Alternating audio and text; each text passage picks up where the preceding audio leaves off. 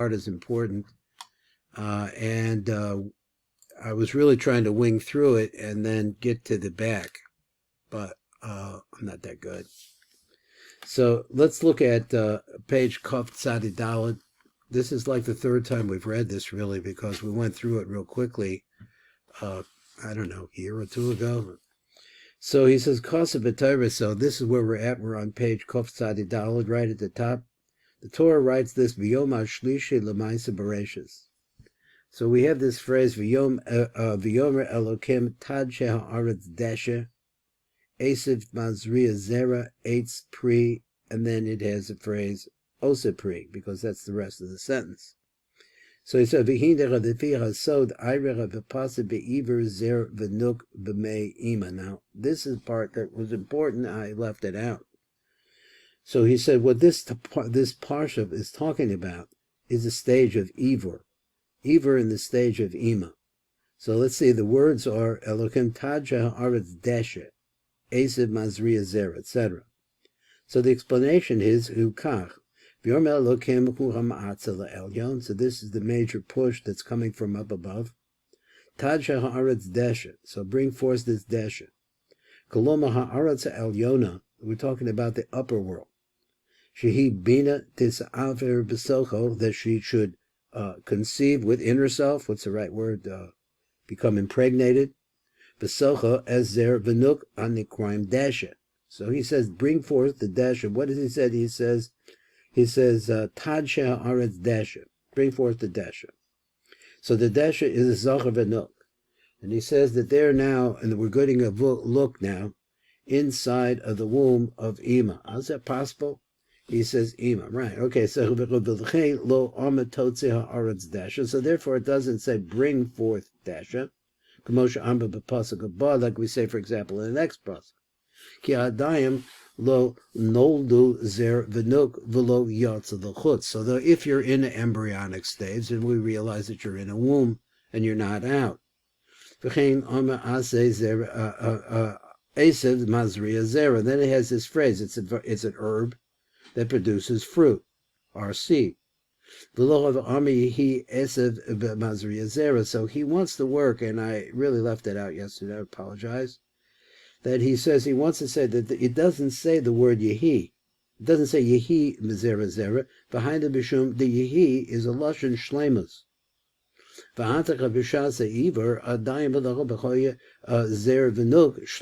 They weren't together. They weren't completed. They're very, very small. He says furthermore, eitz pri osa pri, that phrase, Umavor Bezorah explains that the word eitz pri hu hanukva. When we say the tree that has fruit, that's the nukva. Osa pri hu zer anpin.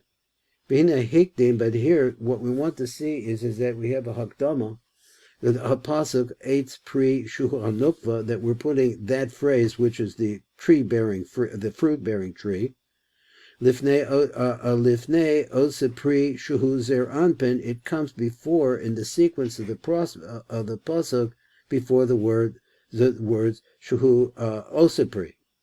V'ha'inyan, the Inyan is like this: kebishasa iver kodemes hanukva lezer anpin b'sod du partsufim, which is the concept that we've seen previously, which is the number 2, if you look at it in Aramaic, du partsufim, but actually it's the dalet that comes before the vav. Ki ima hi b'sod os hey. So, in generally speaking, that's the womb. Inside the womb of Geshemesaveres ima b'zer v'nuk, Azai meschalekas, 2 different parts, the of hey shall ima l'shtei osius dalad and vav. V'hanukva he sod os dalad, v'zer anpin is the sod os vav. So first of all, he's saying you have a hey. Now he's got a lot more to say about the letter hey later on. B'ina os dalad kodemis the os vav v'sod du. So he dalad vav. So he says there you see the 2 partsufim, he says, which are the du, are also the dalet and the vav, which is the nuk coming first. V'nimsa shechanukva shehi dalet kodemis the zer anpin, which is the vav. So he said v'hine be'esai ibor, at the time of gestation. Asher hanukva rabaki ma'al zer anpin b'sod du, dalin on top of the vav. Azai ein zivug the zer v'nuk, so there can't be a yichud in that position. Mishum the nukva v'olav v'nechlalas b'soch bina, because the nukva, she goes up, and this seems to be a really important idea. V'nechlalas b'soch bina, and at that moment she goes up and becomes a part of bina. Og the dugma b'zos hu b'yom kippurim. What happens on Yom Kippurim? Shahanukva ola the bechinas bina ve'ein zivug l'zer v'nuk. Now there was a little something I didn't quite grasp this at number hey. He said mishum the nukva ola v'nechlala b'soch bina, and then it says when does that happen, or when, I guess does it happen every day? As it sounds like it, she's always on the top, but on Yom Kippur she goes up to bina. Behind it dechsiv, and this is what it means. He said, "V'chanisem es nafsho seicha b'tisha l'chodesh be'erev." Pirish b'yom kippurim, shuhu b'tisha l'chodesh v'tishrei be'erev. It's the night time after the 9th day. Azai also b'tashri samita. So it's yichud is forbidden. Ki gam lamala ein ziva b'zer v'nuk. There can't be a yichud. Why? Mishum b'yom kippurim olach nukva l'bina. That is when the nukva goes up into bina. And I don't think I know this idea, that I heard this before. I don't think so. V'oz aim zivug the malaka amor. So as a result of that, the nuk's not there. There's no way that you could have a yichud. She's in a different dimension. B'hai zimna, at that moment, b'al zeh hazman shal iver zer v'nuk b'mei ima ne'emer pasuk. The pasuk says adne havaya. So let's say Adni Havai wants to explain. Ata techilos, ata techilos, ata hakilosa the haros as avdacha as godlucha. What does that mean? You began to show me your greatness, and we know that phrase. And the phrase starts with the name Adni, and then it's a vayah with the nikud of Elokim. Birusha the Fiyasod, now according to this, the real secret that's going on over here, Hu Shem Adni, Hu Sod Malchus. V'Shem Mavaya B'Nikud Elokim is the Sod of Bina.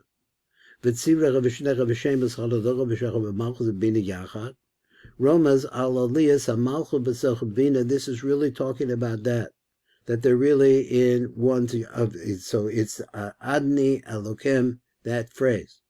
So he said, "B'soch bina, b'so the ivor." That's the concept of this ivor. V'zecher she'amar b'pasuk atach yilosa. You begin to show. Ki hine hachilosa b'ku lashon haschala, beginning. What's pshat? B'kavana ki b'dechilach b'shat tzivus zer v'nuk.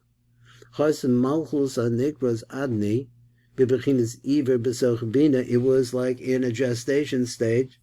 Inside of Bina, Chanikros Havaya Benikud Elokim, and now he says a fact. He says when you see, I guess, is this true everywhere?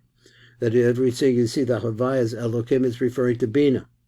V'oz Choysach HaNukva Kodem is the Zer Anpin, B'so Du Partzufim, as we mentioned. Now going on, Yitzchak V'Omer Od, Havaya Shlim B'Sitroi. So the Havaya, Yud-Ke Vavke, is Shlim. Now here he's talking about the regular Havaya, I think, is complete in its place. Ki b'kol makom shenizkar shem b'vaya bilvad. Azai romas the zer anpin, that is a reference only to zer anpin, kashuhu b'shleimus, as he is in a position of perfection. The complete, let's call it completeness. Behind the achash noted zer anpin v'yatz b'mei ima, the all zer anpin kodun the nukva, because then you see zer anpin comes first. And she becomes his partner, where she's standing on his side. V'osius Yaakov, now we look at these letters. Yud Ke Vov, Shel Shem Havaya, Romaz and the Zer Anpin, V'os He Achrona, and then the final He, the V'os He Achrona, Romaz the Nukva Chomeda B'tzad Zer Anpin, She is Shlem Shalom, because she is his completion. Without her, he's incomplete. Now, what's that mean? So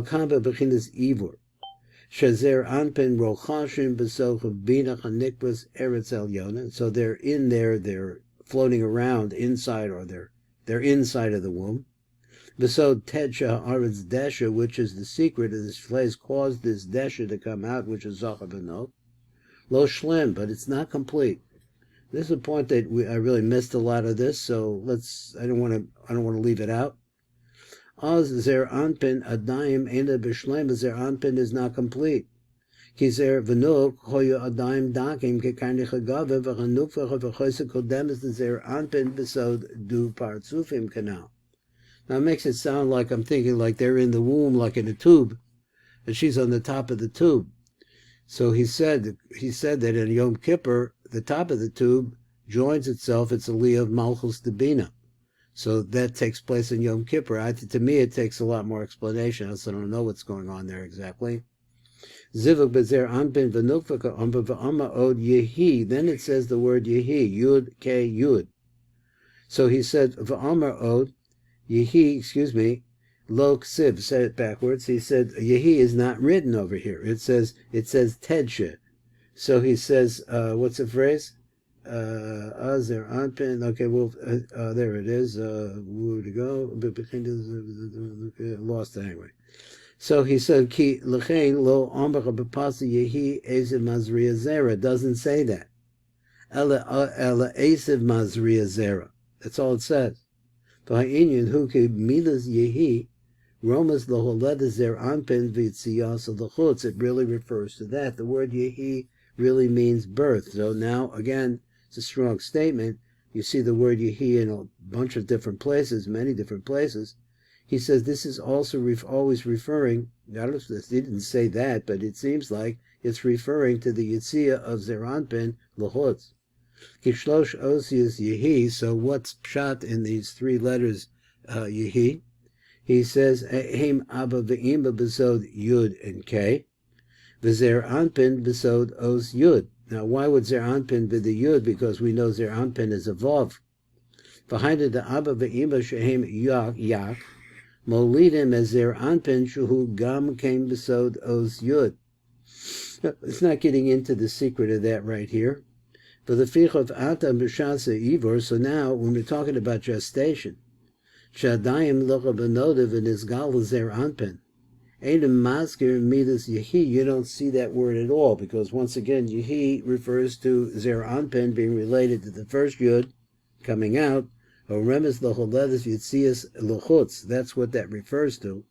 V'omer Rak Eziv Mazriya Zera, and so therefore it says this is only, if Omer Rak only, that is a tree, that is a plant that produces seed, which is Zer Anpin. He is the producer of seed. So we have a couple of minutes. Let's try to, let's look at the blurb. There's a blurb, but maybe that'll help us get into this idea. Acha Shabir B'Ge'ez Iver, Zer V'Nuk Lo Kosev Yehi. We don't have that word, we just proved that. Hamora Al Yitziyas V'Leda Zer Anpin, Yivor Ata Od Besod Osius Yud and K Shal Yehi. So now it wants to get into more depth on these two letters. Shehem Sod Yak Elyona Shal Erik Anpin. So now let's go back into what is this talking about. It's talking about the Chachmah, I believe, and the Bina of Erik Anpin. Let's see if that's what it is. Elyona Shal Erik Anpin.